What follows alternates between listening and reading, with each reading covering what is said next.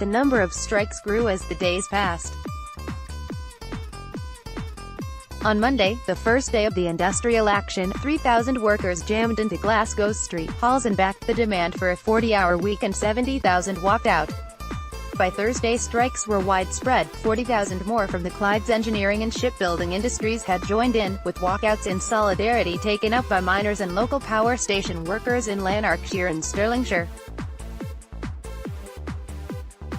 By Friday, January 31, 1919, the stage was set for what would become known as the Battle of George Square.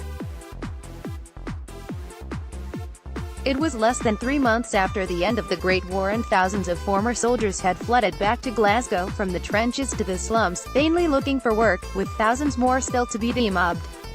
As a country, Scotland had provided more men as a proportion of its population than anywhere else in Britain. The city had also been the industrial powerhouse in the war, building ships, submarines for the Royal Navy and fulfilling the ceaseless demands for armaments and war munitions. The city was also in mourning for the generation of lost sons, brothers, husbands and fathers. However, the survivors had learned about solidarity and direct action, but they returned to a flooded job market where the pre-war industrial status quo, with 54-hour weeks starting at 6 a.m. still the norm, where minimal, if any, workplace rights still prevailed. The war had radicalized people, not just men, but particularly women who had taken up the jobs left by the men going to the front and had fought for better conditions at home.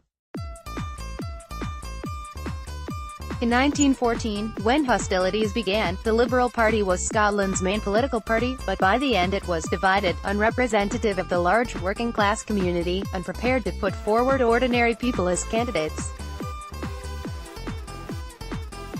The Labour Party supported the war and even joined the coalition government of 1916, but crucially, the Independent Labour Party, formed by miner Keir Hardie, bitterly opposed it. Its influence mushroomed. Britain may have won the war, dressed up as the armistice, but there was no peace plan, nothing in place to help those who had won it back into employment and decent housing. The recently formed Clyde Workers' Committee and the Scottish TUC demanded a 40-hour week. The coalition government offered 47 hours. But that didn't satisfy, and so the strikes began, aided by flying pickets, most of them recently discharged servicemen, going from factory to shipyard calling on workers to down tools. It was less than 2 years after the Bolshevik Revolution in Russia, just over 2 weeks since the Spartacist uprising in Berlin had sought to overthrow the Weimar Republic and establish a communist state in Germany. Britain's War Cabinet met on Thursday, January 30, to discuss the strike situation in Glasgow.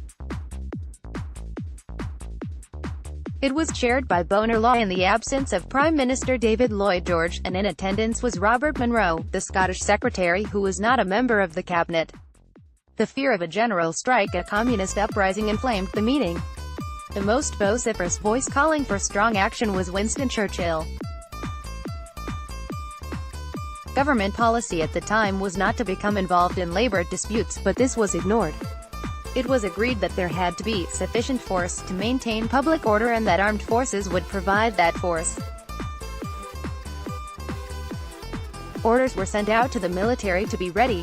One of the Clyde Workers' Committee (CWC) leaders, Willie Gallacher, summed it up later, admitting that he believed they had lost a historic opportunity. "We had forgotten we were revolutionary leaders of the working class."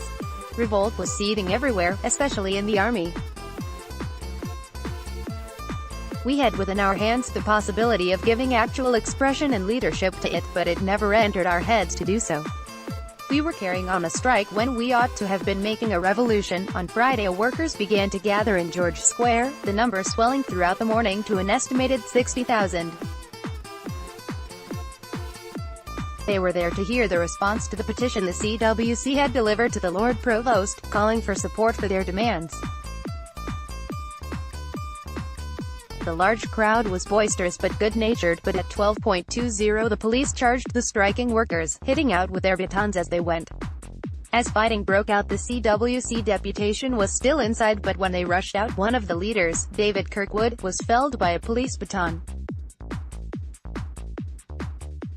Suddenly, without warning, police made a savage, totally unexpected assault on the rear of the meeting, smashing right and left with their batons, Gallacher later described. He punched the Lord Provost before being felled with a baton. The riot act was read and he, together with Kirkwood and Manny Shinwell, were arrested and charged with inciting a large crowd to form part of a riotous mob. Kirkwood was later to get off, as photographs showed him unconscious and incapable on the ground at the time, but Gallacher was sentenced to 3 years and Shinwell 3 months. In the square, after the baton charge, outnumbered police retreated and fighting between workers and police, some on horseback, spread to surrounding streets and continued into the night. In Westminster, the War Cabinet met at 3 p.m. but by then troop deployment had already begun. Scottish Secretary Monroe described the ongoing battle as a Bolshevist uprising. It had already been decided to send in troops from the north of England and from bases outside Glasgow in case the local detachments, now confined to Maryhill Barracks, might join in on the side of the strikers. 6 tanks and 100 lorries were now making their way north, with 12,000 troops ready to be deployed. Red Clydeside, the background radicalism and resistance had been growing since 1910. In 1911, 11,000 workers at the Singer factory in Clydebank went on strike in solidarity with 12 female colleagues protesting against reorganization, which included an increase in workload and reduction in wages. At the end of the strike, Singer sacked 400 workers. In May 1915, a rent strike, organized by Mary Barber and started by a women's committee, involved more than 20,000 tenants protesting about rent increases. In 3 years, Glasgow's population had swollen by 65,000 as Irish and Highland migrants came to the city, with just 1,500 housing units built. There were mass demonstrations against evictions, with fighting breaking out, often involving the police who were backing the bailiffs. Strikers responded by attacking factors and sheriff's men. In November, faced with the threat of wartime factory strikes, the government caved in and rents were frozen at pre-war levels. The radicalism of the women inspired men, and in January 1916 strikes broke out over plans to allow semi- and unskilled workers to carry out skilled work in engineering factories. The government ordered the arrest of CWC leaders and they were deported to Edinburgh. The committee journal, The Worker, was prosecuted under the Defence of the Realm Act for an article criticising the war.